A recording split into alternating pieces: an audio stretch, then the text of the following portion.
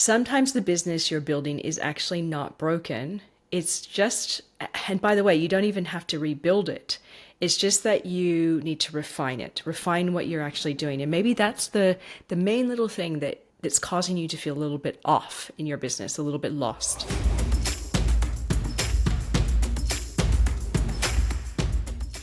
Hi, you guys. Welcome back to episode 169. I was listening to a podcast the other day by a guy I followed for a long time named Seth Godin. He's written a lot of books like Tribes, Purple Cow, things like that. And there was a great conversation that he had that I wanted to share with you. It actually became a bit of the motivation behind this episode, but I'm also stacking this episode on the one from before as well, because I want to give you some really good action steps. Like if something in your business is just feeling a little off, this is going to be a really important episode for you.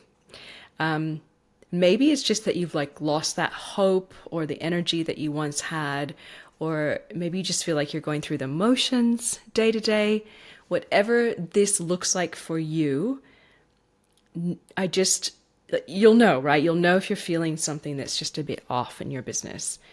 So I want to continue on from my last chat from episode 167, where I talked about stopping the busy work and doing less in your business. And I actually, in this episode, wanted to give you more ideas on how to actually do that, because it all sounds well and good, but if you're having to pay bills, cash flow, team, all that sort of stuff, then it's easier said than done, right?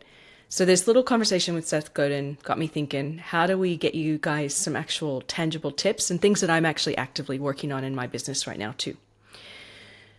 Plus, I was also thinking, okay, I've interviewed a lot of business owners over the last couple of years, and there's a lot of themes that keep coming up time and time and time again.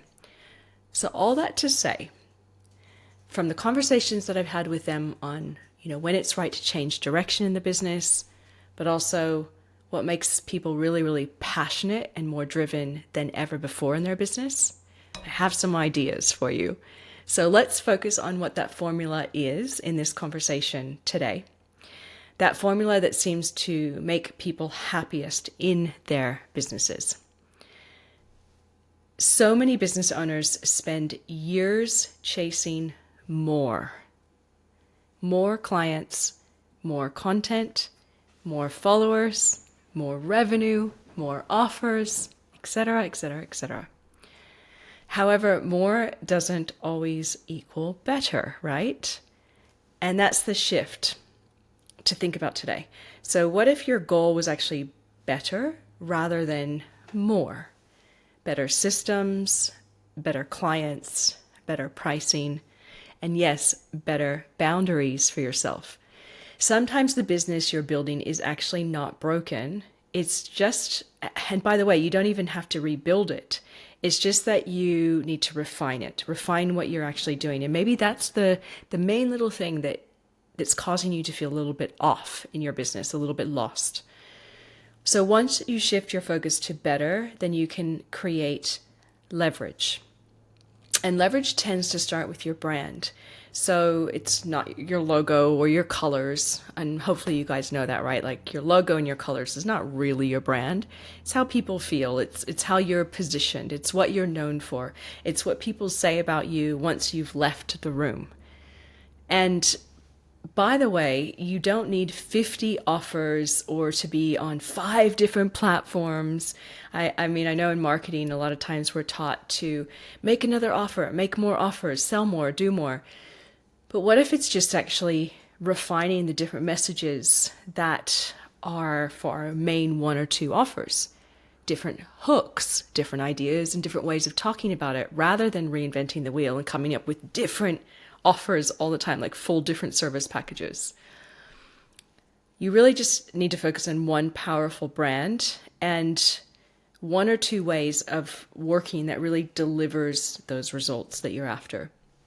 So really, you're looking at making things way more simple than complex, right? Make it simple, make it amazing, and make it yours, something that you're actually known for. Guys, especially with the advent of AI, I know a lot of us are talking about that. I get experts on all the time. We're getting concerned about same-ish, right? We're sounding same-samey with the use of these tools and the copy that it can produce. So here's your permission to think about things differently. You do not have to grow.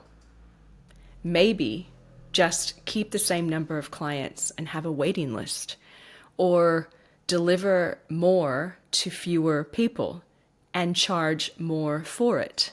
That's leverage, really honing in on what you're already doing well. The best businesses do not serve everyone unless you're McDonald's, but you don't serve everyone. They serve the right few, the right group really, really deeply. They become the one and only in their space and not just like another option that's out there. So if your goal is better, not just bigger, you can't be making what 100 other people in your market are making, right? You need your unique flavor, your unique voice, your own specific edge. And here's another mindset shift to think about. Stop trying to fix all your weaknesses either. So stop trying to take on more and stop trying to fix all your weaknesses. Stop trying to learn more and learn about all these things that you will never be passionate about. You get stuck in that cycle of learning and then you just don't do. So instead ask, what are my strengths? And how then do you double down on those? The most successful people are not the most well-rounded. They're the most self-aware. And I think you've heard that over the journey of our podcast, or any episodes that you've listened to in this podcast together with me, is you're hearing that time and time again. The specialist, right? The people that are finding their people and getting really, really good at that. And they're very self-aware. They're aware of their emotions. They're aware when they're facing burnout. They're aware when it's time to change what they're doing. They focus ultimately on what they're exceptional at, right? And build businesses that let them stay in that zone.